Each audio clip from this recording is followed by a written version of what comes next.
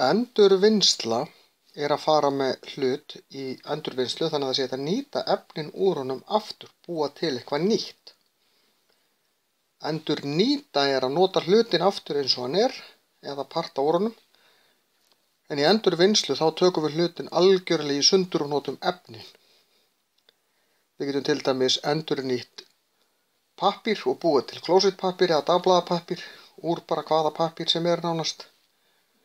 Við getum búið til flísföt úr plastflöskum og við getum notað málma úr alls konar hlutum, meira að segja farsímum. Það eru alls konar málmar í farsímum og það er hægt að aðskilja þá í endurvinnsluferlinu og nýta þá aftur.